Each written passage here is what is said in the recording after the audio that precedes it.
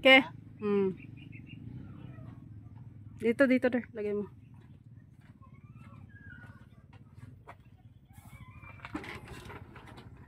Sila na ata to. Ito yung mga class A guys na ano bunga. Yan o. 14.5, 13.4. Dito na yung caretaker ni spam.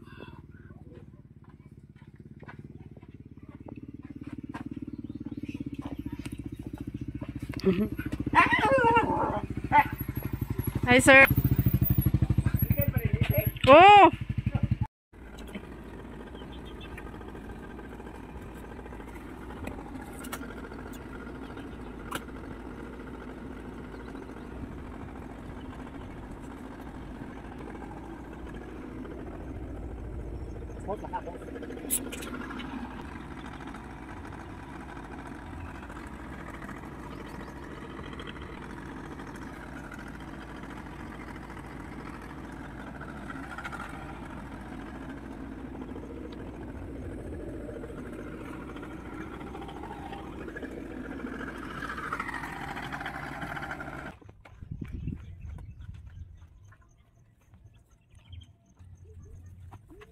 Nga, sa naman kurang guys.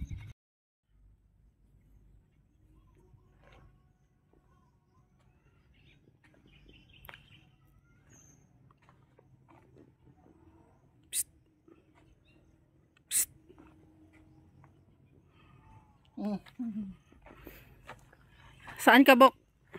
Saan ka ngayon, Bok? Andito tayo ngayon sa Daguhoy, Bohol. Yung mga Boholano dyan, yung mga masisipag ng mga Boholano. Ito na oh. So kitang-kita nyo naman ito mga Bok. Na this is a 16 kilos, almost 17 kilos. Yan oh. Sobrang laki. Ito naman ay 13 kilos. May tanong ako, bakit nga crack? Nagka-crack yung bunga? Kulang siya ng calcium, boron at zinc. So para maiwasan, kailangan natin mag-abono. Pero ang major disturbances nito o cause ay yung weather disturbances o yung biglaang pag-ulan mula sa mainit na panahon tapos biglang umulan. Ang cause nito, tumubo yung mga seeds sa loob. Dito. Yan. Tumubo yung mga seeds. Kita nyo naman yan. Ayan, nag-sprout na. Kita nyo na to. May sprout na po yan. Ayan. So, nag-sprout ang seeds. So, kailangan natin mag-abono ng calcium, boron, and zinc.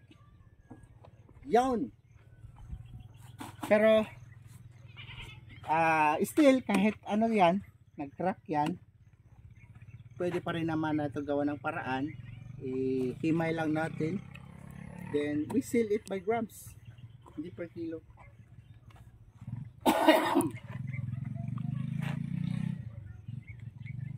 So start na tayo baba. Yeah, you. Sige, pause ko muna.